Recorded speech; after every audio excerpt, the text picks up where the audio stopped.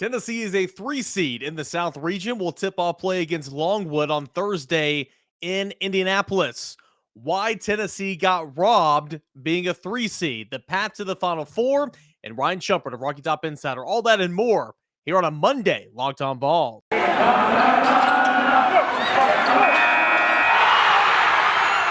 are Locked On Vols, your daily podcast on the Tennessee Volunteers. Part of the Locked On Podcast Network, your team every day. Hey everybody, and welcome into a Monday edition of Locked On Vols. And today's episode is brought to you by RunYourPool. March Madness is here, and RunYourPool has a better way to create your bracket. That's at runyourpool.com, the premier sports pool hosting service. So go ahead and check that out right now. I'm your host, Eric Kane. Glad to have you guys along here for the ride here on Locked On Vols.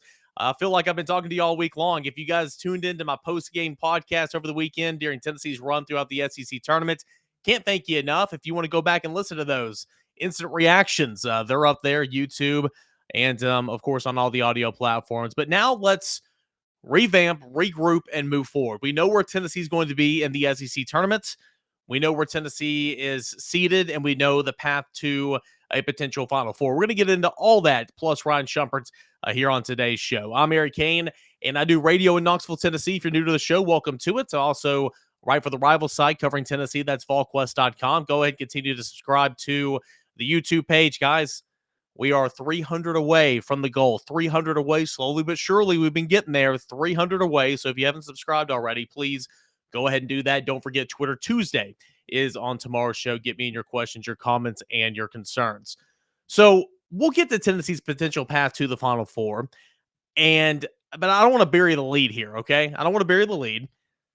I'm not about pumping up the home crowd. I'm just not. But when I see BS, I'm going to call BS, right? Feel like you guys like that about me. All right, so Tennessee's a 3 seed. The 1 seeds in order: Gonzaga, Arizona, Baylor, Kansas. Okay, I don't have much issue with that. I get it. The 2 seeds: Auburn, Duke, Kentucky, Villanova. Villanova, okay, I agree. Villanova should probably be on that 2 line.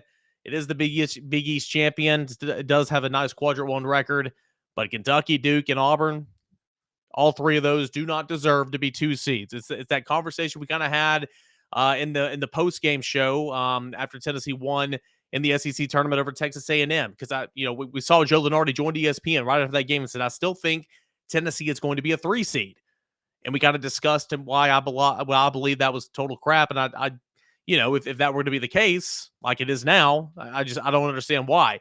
Joe Lunardi is not the enemy here, okay? Joe Lunardi is not the enemy. He is just a bracketologist. He is a projectionist, if that's a word, right? The committee took a major L on Sunday. It was a great day for Tennessee. Tennessee won an SEC tournament title for the first time since 1979. That's awesome, right? Tennessee's a 3 seed. That's still a good seeding, right? It's the second 3 seed on that 3 line. But we're going to break down why Tennessee should have been higher and really should have been a 2 seed, all right? The KenPom rankings. Tennessee was 7th. Auburn was 10th. Kentucky was 3rd. Duke was 12th.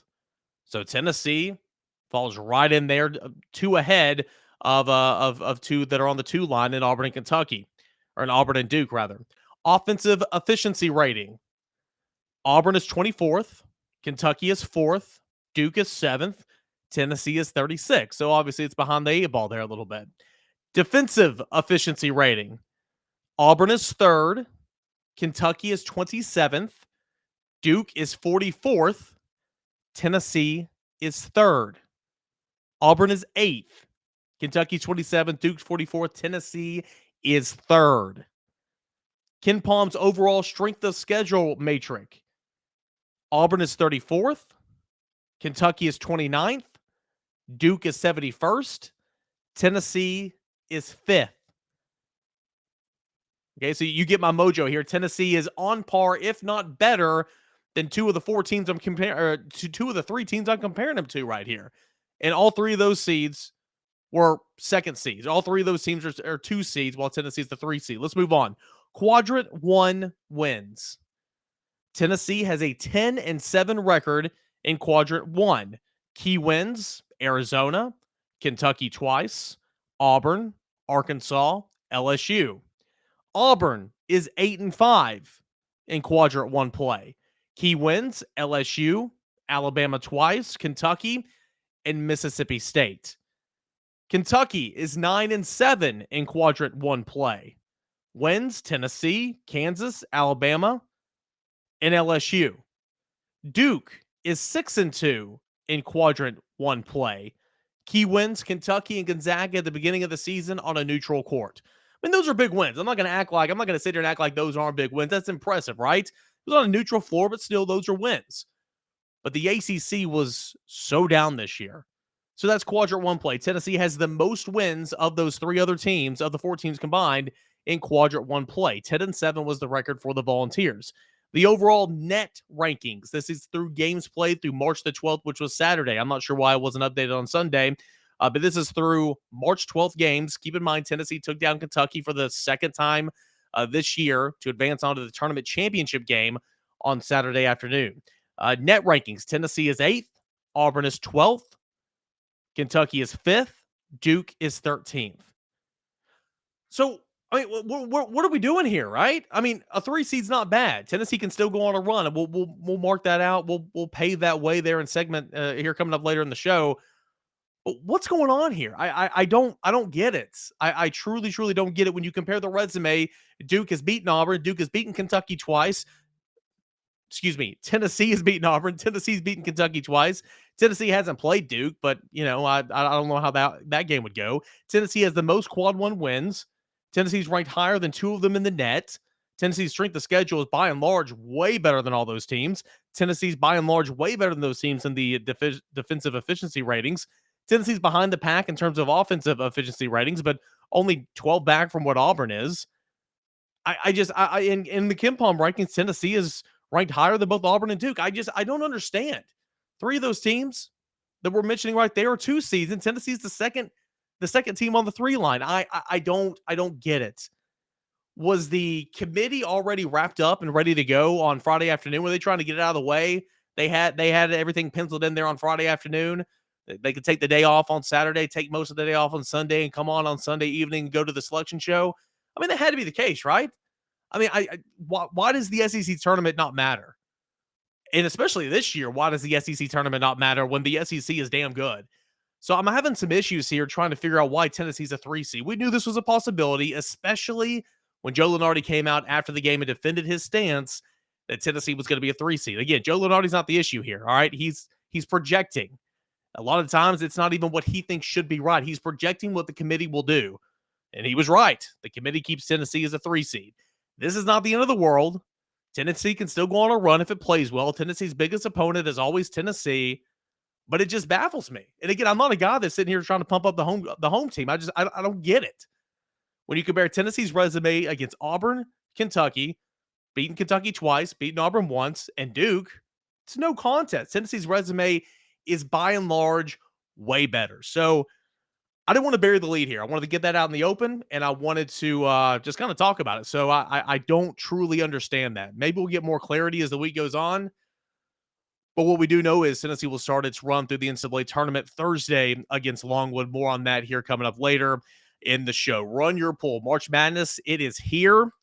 You got to start thinking about where you're going to run your bracket through. Do you want the casual or do you want the best? The best? It is at runyourpool.com. Along with the standard brackets, Run Your Pool offers types of survivors and pick'ems. They have the best scoring options. You can edit the scoring as well. They offer a lot more than those CBS brackets and a lot more than what ESPN does as well. If you've got a business, runyourpool.com can help take some of that madness magic and play alongside your employees and even some of your clients. Clearly, we believe in Run Your Pool because, like I said, we're running our brackets there ourselves. There's no truer test than that. Runyourpool.com/lockedon. Enter the promo code Pure Madness, and you can win a cash prize up to $1,800. Again, that's runyourpool.com/lockedon.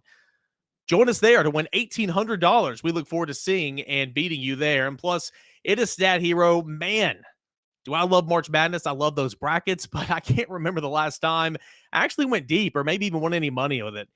I'm hedging my bets this year with Stat Hero. NCAA Pick'em contest. Stat Heroes NCAA Pick'ems pits the star players against each other, an amazing hybrid between fantasy and sports gambling. You can take control back from those handicappers that always seem to have the advantage. Focus on the players that you know best with the gameplay that doesn't rely on big spreads, funky odds, long differentiating props.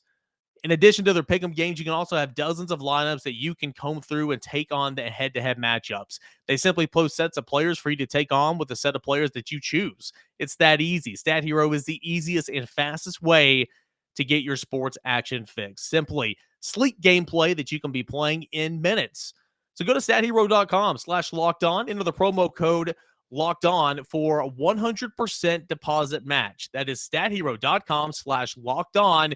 Use that promo code locked on again for a 100% deposit match. Terms and conditions do apply, but check it out at stathero.com.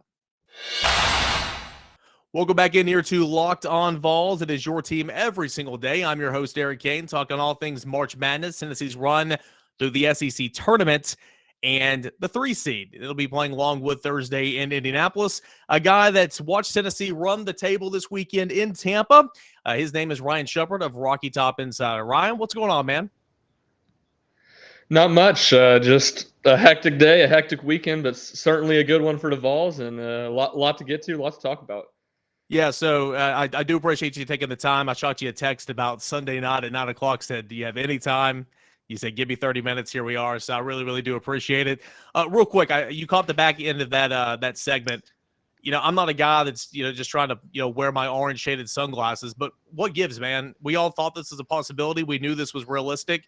You got Auburn, Kentucky, and Duke on the 2 line, Tennessee, the 3 line. What's your take on that? Auburn and Kentucky, I can at least see, how they were ahead of Tennessee. I think the resumes are similar. Tennessee, obviously, I think winning 2 out of 3 over Kentucky should have the advantage. Obviously, they beat Auburn, but that game was in Thompson-Boling Arena, so I can see not wanting that to be the difference. But the Duke one is the one to me that just makes absolutely no sense. Tennessee, just very similar on number on the record, much more good wins for Tennessee, and Duke with significantly more bad losses, or quad, maybe not bad losses, but quad 2 losses. And Tennessee doesn't have a quad 2 loss on their schedule all year. So Duke's the one that doesn't make sense to me, but I'll say this much. I mean, you look at where Duke is seated on the 2 line and you look at where Tennessee is in that bracket. I'm not sure Tennessee's really in much worse of a place than they were. Now, I think Villanova is going to be a tough matchup if Tennessee can make it to the Sweet 16. But all things said and done, I don't think, I think Tennessee got jobbed a little bit, but 2 seed, 3 seed, I don't think the differences there are truly massive. And I don't think Rick Barnes and his staff and his team are losing any sleep about it tonight. Yeah, that's why Rick Barnes isn't worried about it, right? He's been doing this for, 25, 30 years, however long it's been. And it's been longer than that, I'm sorry. But nonetheless, tournament basketball, it's all about matchups, all that type of stuff. So, yeah, you're exactly right. You can be a 2 seed, but your path could be harder than where you are as a 3 seed. You look at that path you mentioned against Longwood on Thursday. That's in Indy. We'll take on the winner of Michigan, who I can't believe even made the field, in Colorado State. You win that one, you'll take on probably Villanova, as you pointed out, in the Sweet 16. From there, maybe meeting up with Arizona in the Elite 8. What's kind of your take on the path here and the chances for Tennessee in a potential rematch? Tennessee, a very different basketball team from back in that November bloodbath that Villanova gave them. You're right, and it's kind of funny to think about the top other 2 seeds in Tennessee's in that South region, where teams Tennessee's faced this year in Arizona and Villanova. But looking at Tennessee's path, I think that first weekend they got a very good draw. I need to look into Longwood more and kind of study them a bit. But I think Colorado State, like you said, Michigan, I was surprised Michigan made it. I feel like Tennessee matches up well with both those teams and is significantly better than both those teams. I will say Villanova, I think, is a tough matchup for Tennessee. Maybe that's just too much bias in my head thinking about that matchup all the way back in November. But Villanova has the bigger guards, the physical guards. They like to post them up. And we saw them give Tennessee problems in that game, again, very early in the season. But I think those are the type of teams we've seen give Tennessee problems this year, like Texas Tech, teams with big, long, physical guards that can make life hard on Kennedy Chandler and Zakai Ziegler. And I think they're going to present a lot of challenges for Tennessee on the defensive end. So I think that's a tough matchup. But at the end of the day, you're playing in the Sweet 16. It's going to be a tough matchup. I think it's funny to say because Tennessee and Purdue seem to meet so much. But that's who if I was Tennessee, that's who I thought would have been the best case scenario for the 2 seed in Tennessee's region, because I think Tennessee matches up really well with Purdue. That's not the case. Like I said, I think Villanova is similar to Texas Tech, who's a 3. So that's how it goes. I mean, there's a 2, not a 3. But you're going to play really good teams in that Sweet 16 game, and that's just the nature of the beast. And it will certainly be a great challenge for Tennessee if they can make it there. Again, at the time of this recording, the bracket's just a couple hours old, so it'll take us a few days to memorize this bracket. We talk about it enough, and by the time Thursday gets rolling, we'll know it, and so we will make those mistakes, Ryan.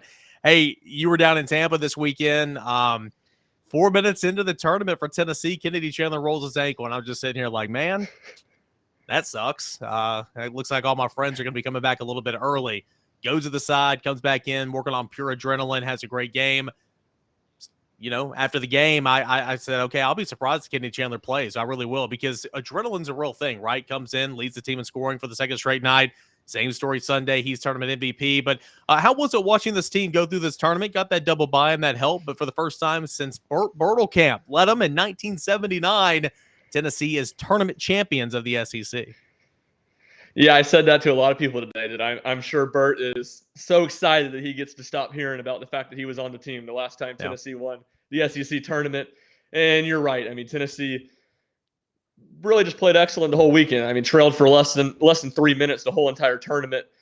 Jumped on all 3 teams they played early in the game, and I think it was Tennessee's defense that has been the calling card for this team all year. Really has been the calling card for this program since Rick Barnes has been here, and they were just fantastic all weekend. They hold all 3 teams to less than 62 points.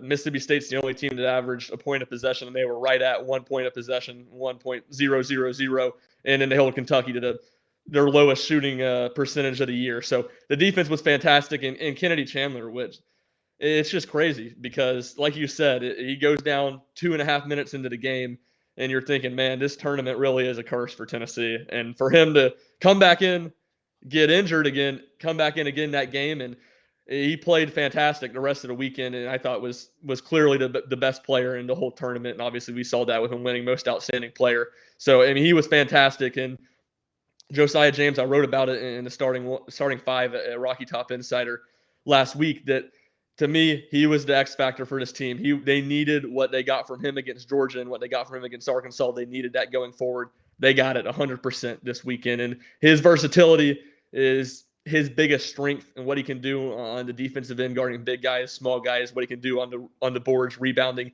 And you saw it today. 10 minutes left in the game. Tennessee had gotten some separation, but Tennessee went 4 guards, and Vescovy, Ziegler, Chandler, and James played the last 10 minutes plus of the game, rotating a few big men, and Texas A&M trying to run some gadget defenses, some trap stuff to get back in the game. With those guards, Tennessee just absolutely dominated it and got a lot of really good shots and cruised to, like you said, their first title since 1979. And what a week it was for the Vols. What a huge success, and what a season it's been since that loss on January 15th at Kentucky. They're 15-2 since then, 15-1 against Southeastern Conference teams, which it's truly been remarkable. And I think really in every facet, this has been the best coaching job of Rick Barnes' era, with the patience he's shown with some of the young big men, Brandon Huntley, Hatfield, Jonas Adu, even Uros Plavsic, who's not a young guy.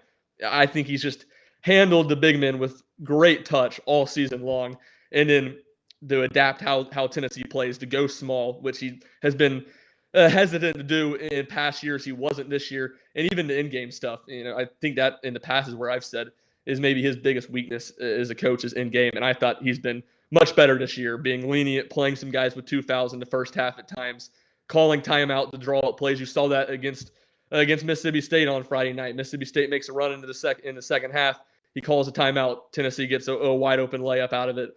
And he's really been phenomenal. And we know what a good guy Rick Barnes is and how humble he is. And it was on display today. He didn't want to make anything after the game about himself. It was all about the players, all about the University of Tennessee. And he wins his second conference tournament in his coaching career. And he wins, probably, I guess he wasn't coaching all the way back in 1979, but he's been doing it nearly as long as it's been since Tennessee won its last title. So certainly gets a little bit of a monkey, maybe not a monkey off his back because he won one at Providence, but first one in a real long time, and certainly a first one in a long time for the Vols too.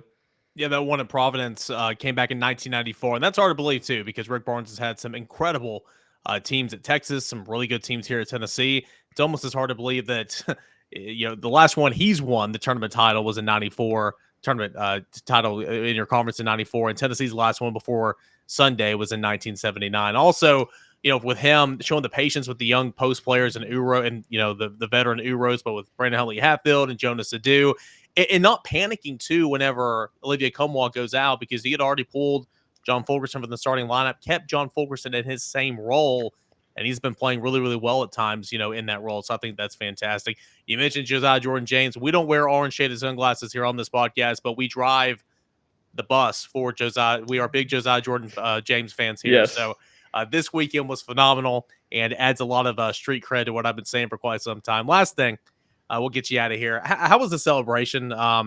Videos, pictures, press conferences. It looked like just something awesome to be about. I know you were on the field, had your phone out there taking some video. How was that celebration? Give me a couple of the highlights.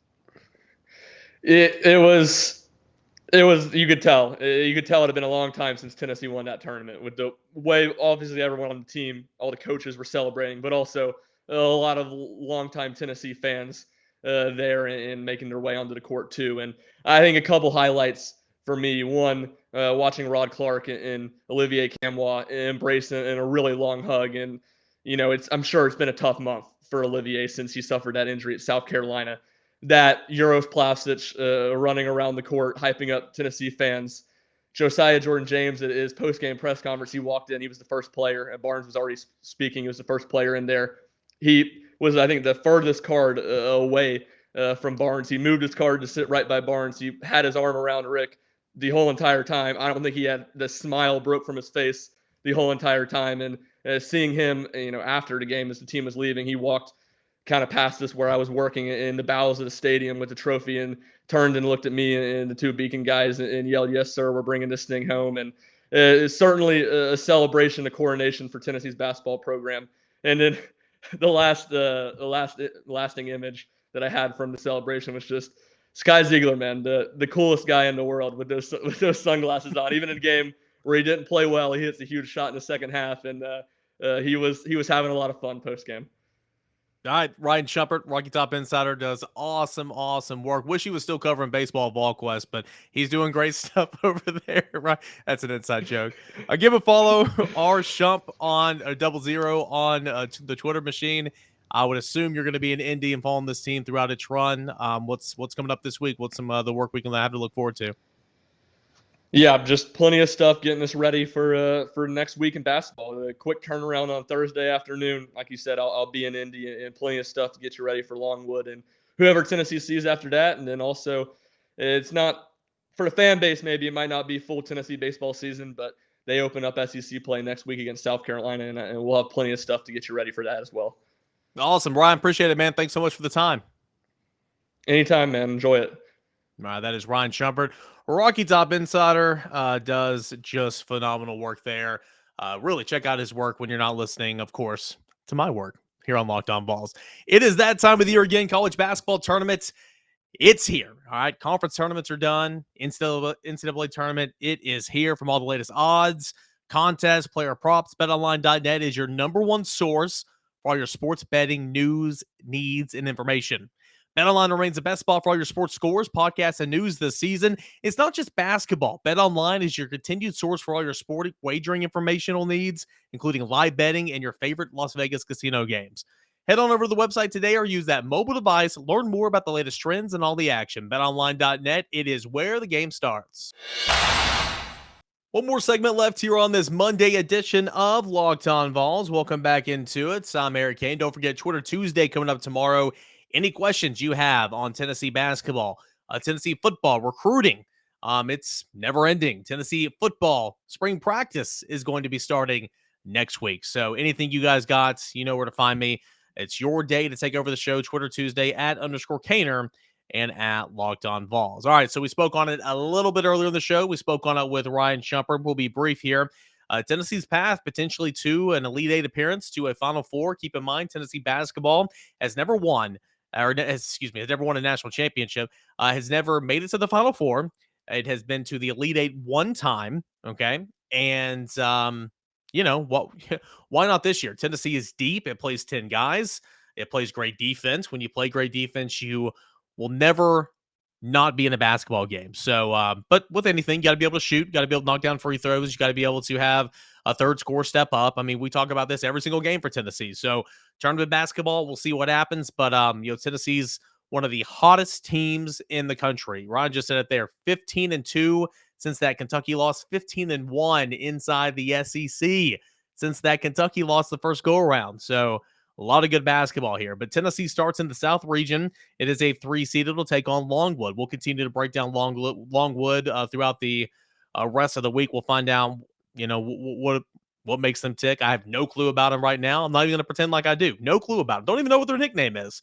It's a team that usually makes the NCAA tournament, but we'll learn more about them. You move on. You'll play Saturday. The winner of Colorado State and Michigan. Say that's Colorado State. Michigan shouldn't even be in this tournament, in my opinion.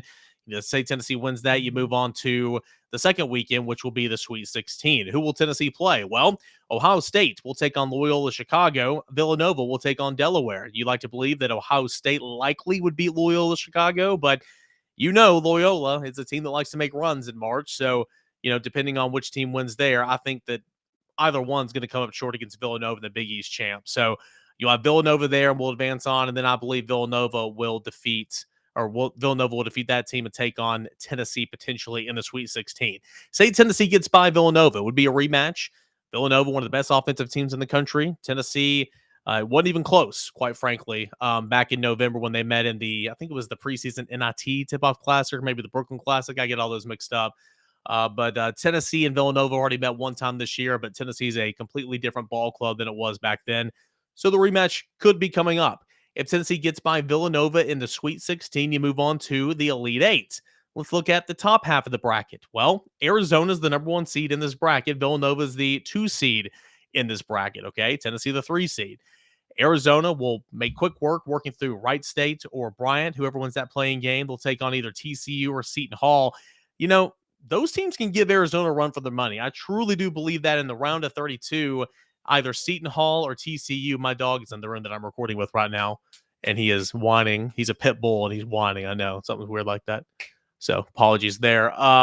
But I still think Arizona can get by those teams and kind of move on. Then what's waiting for Villanova potentially or Arizona, in the Sweet 16? Well, it could be Houston's a good ball club. Houston's still highly regarded by Ken Palm's rankings, highly regarded in the net.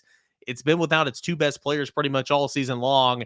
And did it win its conference tournament? I think it did. So nonetheless, it's a good ball club. I don't think it can win the whole thing, but if it was healthy, it maybe could. But Villanova's a 5, or Houston. I keep saying Villanova. I don't know why. Houston's a 5 seed. It'll take on UAB potentially to win that one. You have Houston that'll probably take on Illinois in the Sweet 16. That'll be a good matchup. Houston against Illinois. That is a 5 against a 4 in the Sweet 16. The winner of that will take on Arizona in the Elite Eight. Or the Sweet 16 potentially. So you move on. And then, of course, I still think Arizona will run that top half. So it could be Arizona, could be Tennessee here for an Elite Eight matchup. That winner would move on and take on the south side of the bracket, which is technically the Midwest. Kansas is the number 1 seed over there. Auburn is the 2 seed in that side of the bracket. The 3 seed is Wisconsin. So moving forth, if Tennessee makes it all the way to the Final Four and to this side of the bracket is representative in the national championship. You look at the other side, just some highlights. Gonzaga's a 1 seed over there in the West. Baylor's a 1 seed over there in the East. Kentucky is the 2 seed in the East. Duke is the 2 seed in the West. The 3 seed is Texas Tech in the West. The 4 seed is Arkansas in the West. The 5 seed, Alabama's a 6 seed. The 5 seed's UConn. Will move down to the East. The 2 seed's Kentucky. I mentioned that. The 3 seed can't find it. The 4 seed's UCLA. The 5 seed is St. Mary's. The 3 seed is Purdue. Yeah, Ron was talking about that. 4 seed's UCLA. 5 seed is St. Mary's. 6 seed is Marquette. So, I'm just throwing teams out at you right now without a bracket. You're not following me. But I do like Tennessee's path, especially to the Sweet 16. I think Tennessee honestly, I think Tennessee can cruise. Now, it's tournament basketball. When's the last time Tennessee's cruised in tournament basketball? It's not been the case. I think Tennessee can cruise past Longwood. I think Tennessee can cruise past either Colorado State or Michigan. Then I think Tennessee will square off against Villanova in the Sweet 16. So we'll have to see. It's only Monday. We'll continue to break it down all week long, plus some other tricks coming up the rest of the week. We'll have plenty to talk about. Believe me, we will have plenty to talk about, and we'll start with your questions and comments. We're Twitter Tuesday coming up tomorrow. Guys, it has been a blast all weekend long talking basketball. We will continue to do it, and hopefully we'll run that same process next weekend. We'll do post-game pods on Thursday. We'll do post-game pods on Saturday. All that and more here on Locked On Vols. If you haven't yet, please subscribe to the show on YouTube. And remember, you can find Locked On Vols wherever you get your audio platforms, your podcast, completely free and available pretty much everywhere. Guys, I appreciate it. Thanks so much. Enjoy the rest of your Monday, everybody.